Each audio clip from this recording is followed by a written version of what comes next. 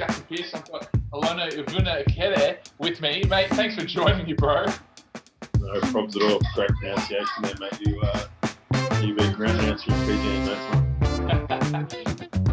Hey, thanks for jumping on. No worries at all, mate. No worries at all. What's going on today? I got work for Sabo. My wife's at work now, so I've just been doing a bit of homeschool stuff with the kids. Yeah. I was going to try and just do probably a little bit of training while we're on here. I don't know. I'm gonna try it, see if it works, and then I don't know. It can be a thing. So I don't know. Yeah. Sick, man. Man, thanks for coming on. Test out my multitasking skills. Yeah, sick, man. Man, I think it's cool to have you on and join along. I guess a few guys asked to try and get you on and find out more about your story. And I mean, playing in the NRL, and I know that was like highly publicized when you played. And because how old were you when you played your first game? I was 29 years of age, and I think 2 months shy of being 30. So at the time, I was the oldest ever debutant to play in the NRL from Australia. There was a couple of older English guys who'd come out who had a sort of season career already. But yeah, I was the oldest ever up until I got pipped by my mate 2 years ago, and Darren Nichols playing against the Dragons in a pretty tough debut for him against the Storm. So yeah. Oh, pretty cool. Quite a good mate. So yeah. Yeah, nice, man. Because did you play rugby overseas before you played NRL, or? Yeah. So the best way to do this is probably track backwards. So before I was with Roosters, I was with Wyong Roos, who Roosters took on board as a reserve grade side. Yeah, like big club. Yeah. So for me to go to Wyong, I ended up going through my brother-in-law. My brother-in-law is a guy by the name of John O'Ford, who actually is also another Rooster. Played there in 2010, played a handful of games. And in 2011, I moved over to France to play footy over there. I was 24 at the time and had no real prospects of anything else over here. Yeah. Come that age, you're pretty much on the top of the NRL scrap or the sort of footy scrap heap. So I took an opportunity to go overseas and see some of the world. My Jersey flag coach, which is the under-20s, my under-20s coach said, he goes, mate, look, not everyone can play in the NRL, but use footy as an opportunity to see the world. So lucky enough, I got to do that, go overseas and play in France for 3 years, winning 2 comps over there. And that's actually where I met Trent Robinson and how the whole Roosters connection sort of came about. If you can touch on it later, yeah. Yeah. Mate, that's great. So you were 24 when that happened? Yeah. So as a sort of footy player trying to make it, you probably your window of operations usually about sort of 18 to 21, and past that you're sort of not really considered. So I was well beyond that window at 24. Went overseas, spent 3 years overseas, and then came back. And there's just something inside me still saying, mate, you got more to give. Yeah, wow. You're dedicated to the task, and you'd be doing yourself a disservice and the boys around you who tried so hard to get to the levels that you've got to by not having to go for them. So, Wow, that's cool to hear, man. That's really cool to hear. So I guess, I mean, like anyone kind of growing up, trying to make it to that level of sports is kind of always the goal. You playing through juniors, I'd assume, doing that. How did that feel, being kind of like going 24 and then not getting picked, or you were playing cup, were you, or? Yeah, so I played reserve grade at the Tigers. I played my Jersey flag with the Tigers. I never played any junior rep footy. Yeah. It's even weird how it even came about playing league. My mum's from central sort of rural Victoria. My dad's from actually the biggest village in Fiji. So big rugby and big AFL sort of sporting cultures around there. Yeah. When at 6 years old, asked me if I wanted to play league. I'd watch my dad. I was lucky enough to get to see my dad play a handful of games, and sort of got bitten by the footy bug then. So yeah, put it there. That's okay. Sorry, my kids are here too. Oh, yeah, they're all part of the fam. Yeah, crazy. Yeah, so I played footy on and off for most of my young years, but when it started, as a footy player, it sort of starts to get serious about sort of your early teens. You sort of start making different teams. You'll make your rep teams, your representing teams. Under 16s, under 18s is sort of pretty formative years for those boys too. They'll play sort of junior school, Aussie schoolboys, all those representing systems. Harold Mats is your step above your clubland, and then your SG ball, step above that again, and then you progress into the under 20 system. I never played any of those.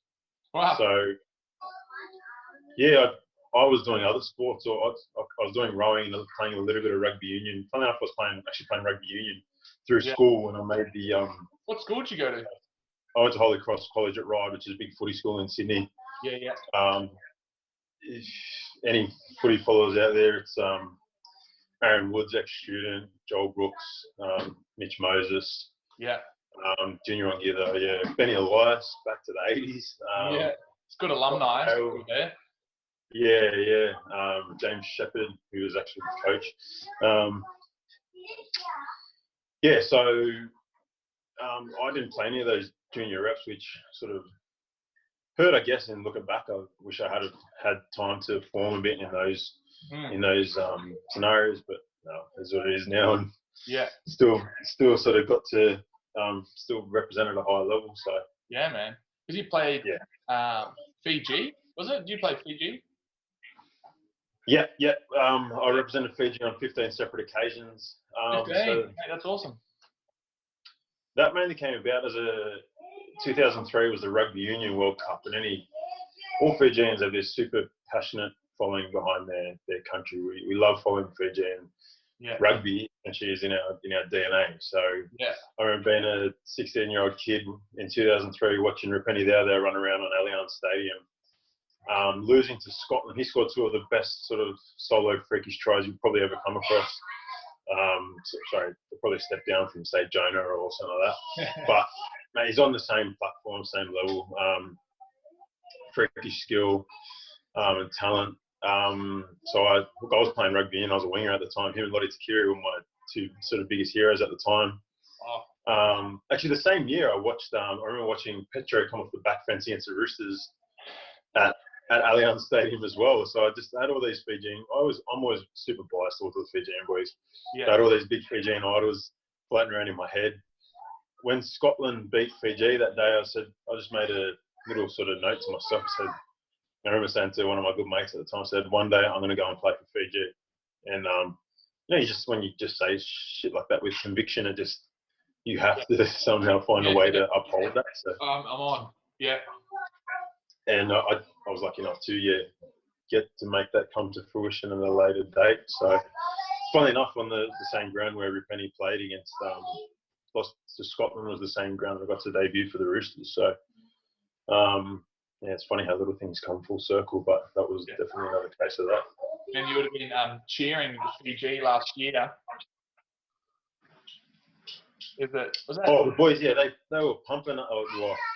My brother-in-law is Tim Laffway playing for Samoa, so I'll always support him. But when Fiji, I was super happy. Mate, that was huge. They had a great campaign all around. Yeah, so I was with the boys in camp for the Nines, and that was pretty hard. We probably opted for a bigger side and didn't get the results that we sort of had hoped for. Probably played away from our strengths a little bit, but to bounce back out of the Nines and perform the way the boys did was outstanding. And it's always exciting to see the sort of smaller nations, especially whether I say everyone's favourite nation is Fiji. I mean, all Australians love travelling there. Oh, yes, that's a little spin I like to put on it. They're the friendliest people on the planet, mate.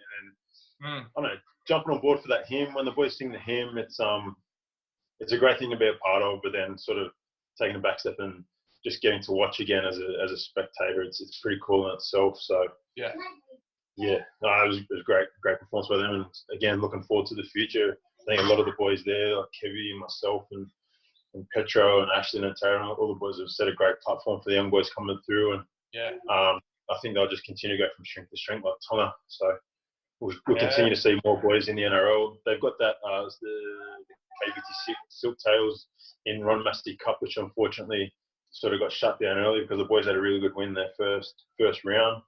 But I think I wouldn't be surprised to see 2 or 3 NRL players come out of that system in the next 5 or so years. So it's going to go from strength to strength for Fijian rugby league, I think.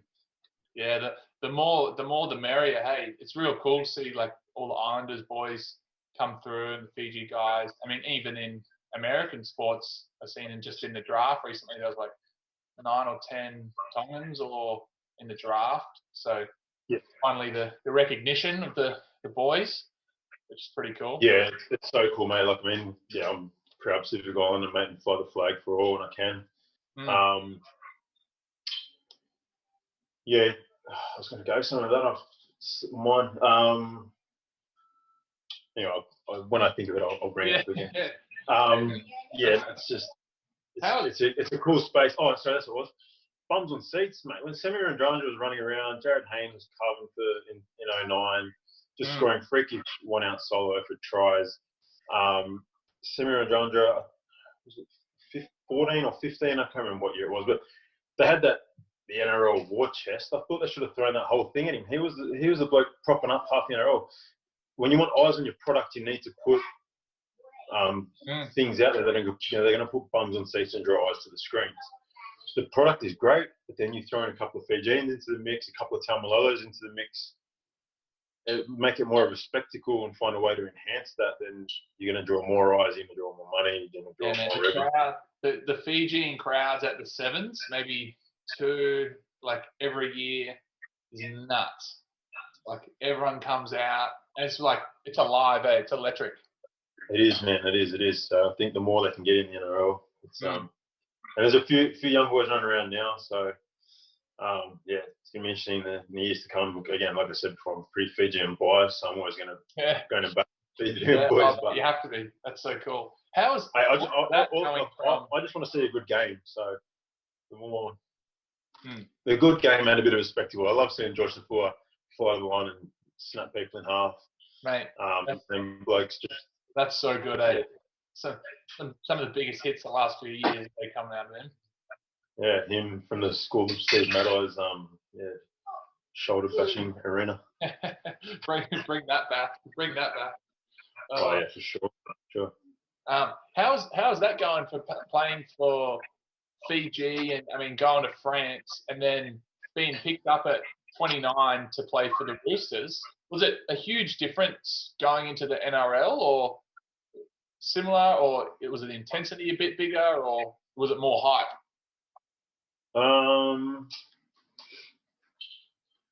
For me personally, I'd always trained at that intensity, so intensity wasn't a hard thing for me.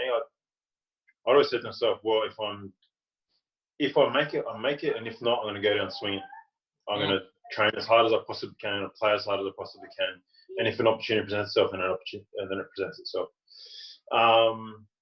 So I'd already trained at that intensity. Actually, when I got to the Roosters training, because it's so organised, especially at Roosters, I was at Tigers. I never was in their NRL system. I'd probably trained half an hour with their system once in the 6 years that I was there. But comparatively, everything at Roosters is, and you can even see it from the outside, it's such a well-run organisation. Every single minute of the day is accounted for in terms of recovery and even food and preparation, recovery. It's to the nth degree, and that's why they are as good as what they are. I'm sure Melbourne is the same. It's in terms of coming from where I came from in France. I was lucky. My sort of stepping stone to Roosters was going through the Fijian system as well. It gave me a bit of exposure, and also gave me exposure to I guess I just call it reps, like reps of making sure when you're in that environment, and I'm probably guilty of not being as professional as I should have been, and that's probably why I didn't play as many games as maybe not should have played, but could have played. What do you mean by that?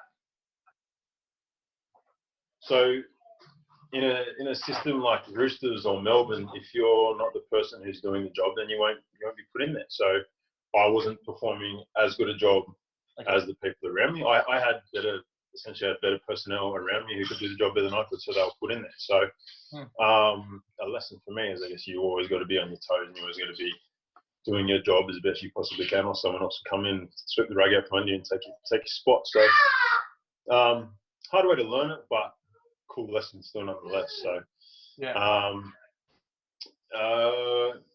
France was cool. It was different. It was a bit more laid back. Obviously, it was it was professional for us, the Aussie boys that were there, but the French boys, it was sort of semi-pro for them. It was a bit like playing reserve grade here. Like you get paid, but you also got to work and stuff. So look, that was rugby league. Rugby league is a minnow sport in France. It did actually used to be the national sport, but rugby union's well and truly taken that place. Yeah. And you can see in the amount of money that some of the boys get. It's no mucking around there. It's Yeah. Because you mentioned before you met Trent Robinson over there. How did that happen? Yeah. So Robbo was at Roosters in 2010, I'm pretty sure. 2008 he was at Newcastle. My brother-in-law, Jono,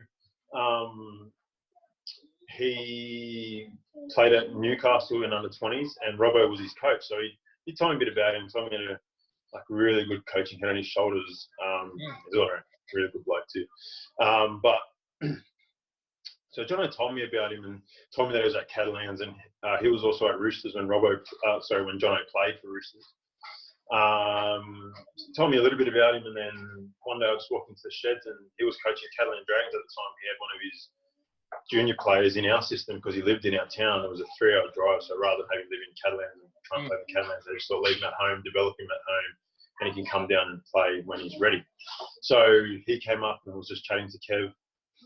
Kevin Leroy was that guy's name. Anyway, so Kev was in our system, but also in Robbo's system. So Robbo come up, and I was just chatting to Kev one day, and I heard it. It was weird to hear another Aussie voice when you're in the south of France. Yeah. And I'm just went over and introduced myself, said g'day.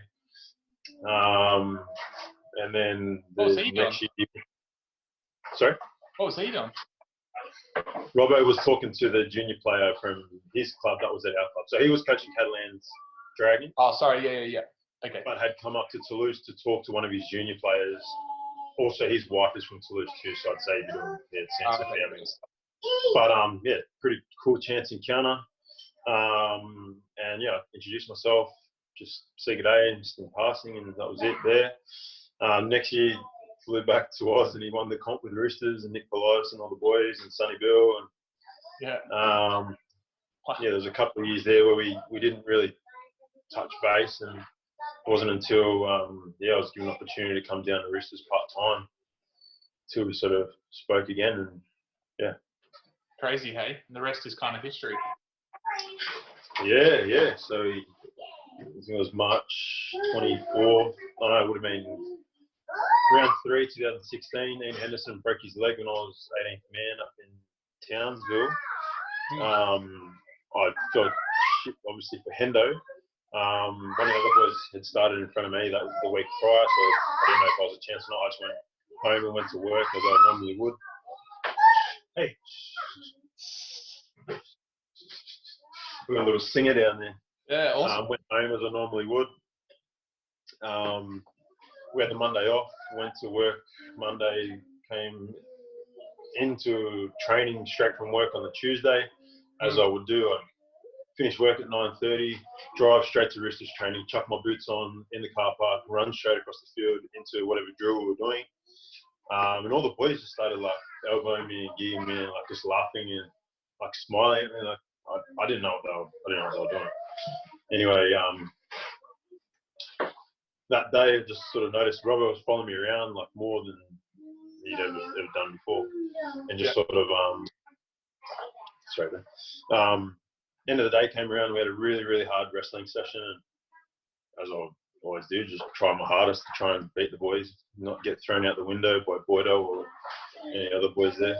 Robbo sort of followed me around finally and sat me down. And actually, I was sitting with Kane and Seawar, and we were just talking about trash about something. Anyway, Robbo came over and goes, "Oh, mate, are you ready?" And I was like, "Well, ready for what?"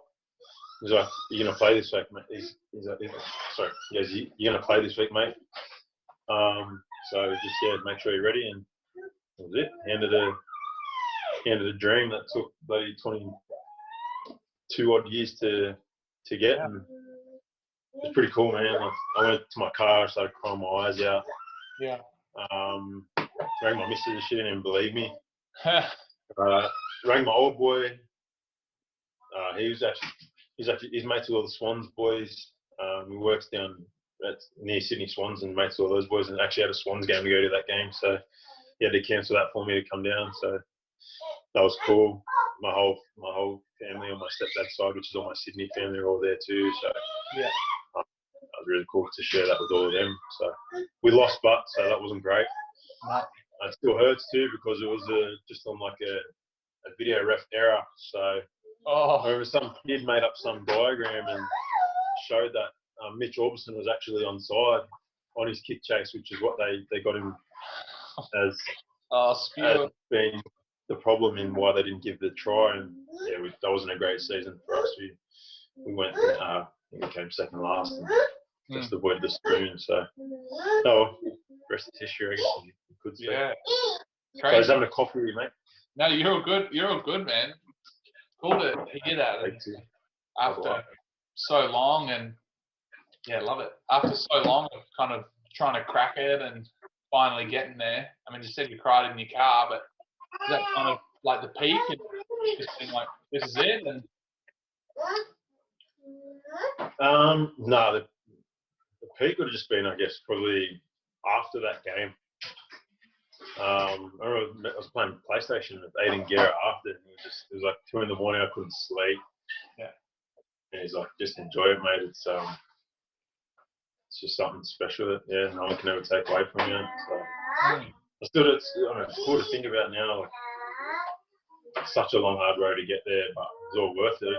For me, I guess looking back, like every single extra rep that I ever did was worth it. I know a lot of people do say that, but for me, it was probably one a lot more reps than any other, like a lot of others, because it took me so long. But every single rep was worth it. You know, I never look back and regret any of the reps that it took to get there. So yeah, it's all worth it, man. That's really cool to see the hard work paying off in the end. And I mean, playing for Fiji and going to France. And what was it like when you played for a few games doing that? How was it kind of being like going to play France for Fiji, being in the public eye? You know, what was that like? Does that change much of how you had to do life, or you know, like being in public a bit different, or what was that like? No, it was cool. Nothing really changed for me. Look, I just still working, mate. All I do is get up, go to work, do my job. Nothing, to be honest, nothing really changed. It's cool getting some recognition for playing for one footy, but two probably more so representing the club was cool for me. In the Roosters. So to be honest, nothing really changed though. Yeah, I had some exposure with it with playing for Fiji in the World Cup prior to that. So to be honest, it didn't. I think it went to my head or anything like that. I wouldn't consider myself famous. Rugby league's not that big a sport now worldwide. So yeah. In Fiji, it's cool. A lot of people in. If you, I guess to give an example, it's like I can go pretty much anywhere in Fiji and just adored by the people because you represent. I don't mean to say that in a way that's cocky. I'm just trying to give. I know what you mean. Yeah, I know you do, but I just don't ever want to come across as an arsehole, mate. So it's cool to represent your country and people are proud of that.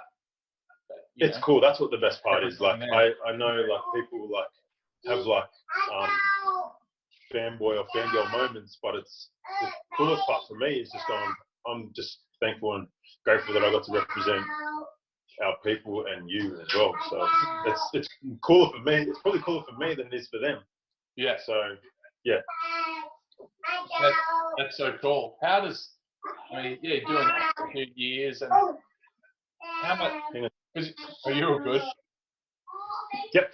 Because you were working and it was pretty publicised in the media that you had doing the Garbo work and then going to training and would work at night and Yeah. I think that's so cool. It shows that you're still grounded in a sense, doing that and working.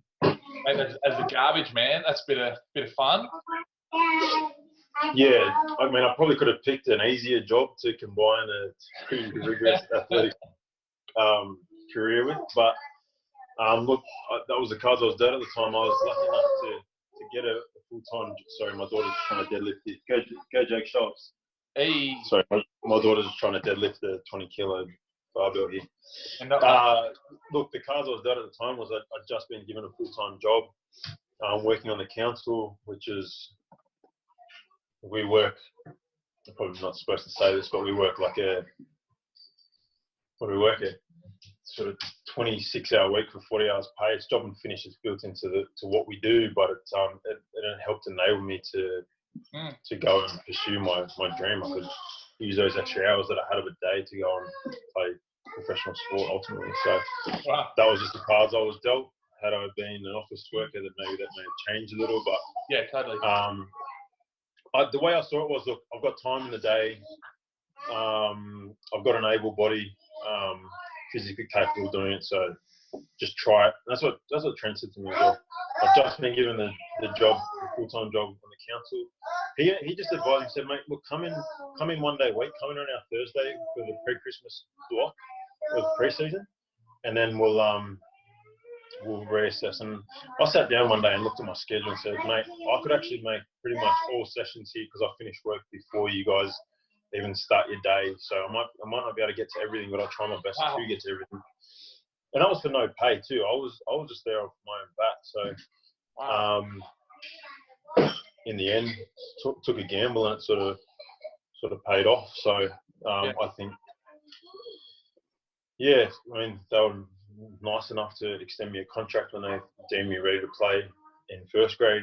And sometimes you got to take those losses. I was dedicating sort of 40 hours a week plus to training for no pay. Yeah. But I mean, I was happy that, look, I've got beyond the point of money from footy. When I first started at Tigers, my contract was $0. My first year, $1,000. My second, $5,000 every year. It was costing me money to play footy. Like unless you're the top sort of 0.02% of rugby league, probably less than that. Is it worth a whole stack of money? Even boys on big money, it's not that big money in the big scheme of things. So if you're playing footy for money, it's the wrong reason, I think. But I don't know where I was going with that. Sorry, I just rambled. But good, man. For me, it was part of. It's just I just wanted the sort of either the accolade or to know within myself that I could actually play in that. Sort of. No. It's I wanted the sort of self-acknowledgement that I could actually play and perform at that level. So that was more of a reward to me than anything monetary. So that's why I didn't really care about the money at the time. The money's good, but the accolade, I guess, from myself within myself was better. Yeah, man, that's really cool to take a bet against yourself, one thing, but for it to pay off and know that you've got it within you, that's a cool feeling. Man, I've got to ask you if there's guys listening to this. Most of the guys who are listening to this are kind of between like 16 to even 22, 25 level guys.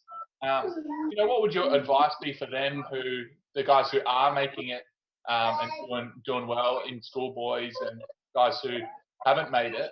What would you say to them having done that journey?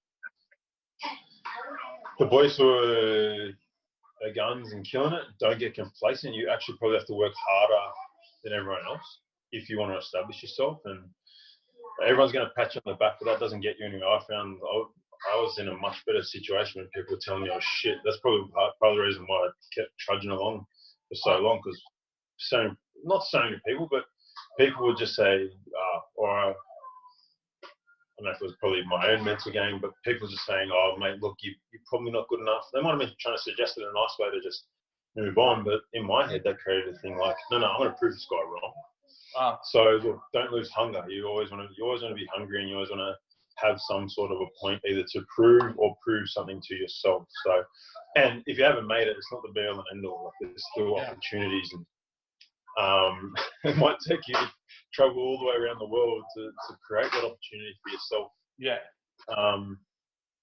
But look, go out of your way to say hello to people. Like the amount of cool things I've been able to do is just be genuine and just speak nicely and politely to people. Yeah. Yeah, just introduce yourself. You'd be surprised at how far that actually goes. Especially the Islander boys, that can be a bit tricky, but go in, approach them and just introduce yourself. That was a big part of Roosters too. Anyone who ever came into Roosters, is taken from France. I know, I'm pretty sure. I know it's here, but I saw it more prevalently in France. Whenever you went to the room, and this was even if one of the boys came late from work, you have to go and shake everybody's hand and look them in the eye when you shake them in the hand. It's just the connection and respecting. If you don't look them in the eye, it's like that's frowned upon. Wow. Roosters, we had the same thing when you go and you greet everyone. You go and 100% go in and greet everyone. I tried looking in the eye because I knew that's where I went to from France. But any new person, we'd have like the All Blacks, some All Blacks boys come in, the Crusaders boys. Kevin Sinfield came over from England. I learned so much of him, but like you had to go in and meet, like, just be genuine, polite, and just be a nice and polite person. And the amount of cool conversations and people that I've met just by doing that outside of footy is it's been exponential for my sort of networking and growth, and so many other aspects and areas of my life. So, yeah, I definitely say add that to your arsenal of a young kid. Just always be genuine, go and introduce yourself, because I remember I was lucky enough to be on the board of the Rugby League Players Association, and the guy who helped get me on there, he looked through my Roosters bio and just looked at a little part of what I'd written. I wrote in my bio, and I just said, I had a book down there. It's actually this book. It's called How to Train Your Brain for Success. I had that in there, and he's a great mate of mine now. Joe Sponnell is his name, and he's a successful guy in his field, in his life. That sort of opened up so many more doors to me just through me sharing a bit of myself. And just me going, when I first met him, I did the same thing. I just was genuine, said hello, introduced myself, and created a good bond with him. And it can take you many a place. Yeah. I think I covered the other one you said for the young kids. If you don't make it to one team, there's plenty of other teams, man. There's plenty of other opportunities. Upskill yourself as well as you can in footy, and then use it. If footy is not what's meant for you, then use the skills that you accrue there to leverage it elsewhere in life. So it's reps, mate. I love the saying, life is about reps. Just get through as many reps as you can in certain areas and perfect those reps and leverage it elsewhere if that's not where it is going to be fruitful for you. So yeah, sorry that was so long-winded, but hopefully it's good, man. I've got to condense that. So. Yeah. No, it's good. Probably one last thing is something that's not as publicised or talked about as I probably haven't heard much about it. Is life post-footy, prepping what that looks like. I mean, a lot of guys even finishing, you were saying, their footy careers at 25. What does that look like? What does life look like for you now that you may not have expected, or I didn't expect it at all. I had to stop playing footy because I had heaps of concussions my last year that I played. Look, thankfully, the professionals that I'm dealing with at the moment around the concussion space, they're just reassuring me that, look, you seem to be as good as you could have been, and there's no as of yet, there's no long-term stuff, which is great to hear. Yeah. But yeah, look, it's one of the hardest sports in the world. You can have the rug. I keep saying the rug pulled out from me. I'm sure there's a better cliche I can use than that. But look, at any point, it can stop. I was lucky. I consider myself lucky at the time that I did finish. I've done my Cert 3 and Cert 4. Hang on one sec. You're a good man. I love it. My Cert 3 and my Cert 4 and my PT stuff, which is what I'm using at the moment to do some coaching. I also use that stuff to stay involved with footy. So I coach Mounties in Romasi Cup and Canterbury Cup, which unfortunately came to an end with the Corona stuff this year. Yeah. So I'm still able to use some of my skills that I acquired to pass on that knowledge to the next generation, which is something I really enjoy. I find myself learning about the body in my spare time, so why not use that elsewhere? So that's probably more so the path that I'm going to head down. When I was playing footy, I did buy a house, so I'm sort of tied to that I can't go all in yet into that space because it doesn't earn me enough money to pay for my living expenses. So I do still work on the council. Yeah. Awesome, man. So I do still juggle the two with the 4 kids and my wife Mel. Good on you, man. Mel's a nurse, so that helps a lot. So life post footy. Life post footy. I would say and suggest to head down whatever you're doing in your spare time. Tend to sort of gravitate towards that because you got to follow your passions outside of footy or at least hone them to. Because once footy's done, if you don't enter that coaching space, the reps are pretty much useless to you. Develop your personal speaking skills, especially if you played in the NRL, and upskill yourself as best as you possibly can. Because the cool thing about stepping away from footy, I've seen, is that there's so much scope and there's so many different things to do. So even now for myself, I know I could step into a lot of different worlds. Just with a lot of the stuff that I've done like leveraging footy to go into places. So you need to be able to leverage your profile, I guess, to prepare yourself to go into the next phase of life. I know a lot of the boys are lucky; they're probably going through some of it now with the Corona stuff. If you're on say 500,000 and you drop down to say 60, it's probably, if you don't learn something from this on how to sort of better manage your funds, the reality is that's the kind of job you're going to be stepping into. But for me, I was already in that space, so I knew how to sort of handle it. It wasn't easy, like taking that big pay cut, but I was lucky I'd done the rest beforehand. I think it's going to hurt a lot of players, but if you're prepared for it and knowing how to leverage yourself into your next sort of area of life that you're going to go into, or your passion or whatever you enjoy, you make it much, much easier for yourself. So, prepare yourself as best you can in a space that you find fun and enjoyable. And great. Ease the transition for you. Did I answer it? Man. Sorry. No, that's great. No, it's really cool. I mean, I hate seeing guys, hit that elite level and then kind of fall off at the end, and then exactly right. Go back to trades, and which is not a bad thing. But when you're 32 and been feeding up for 20 years, it takes its toll. But thanks for joining me today. It's really cool.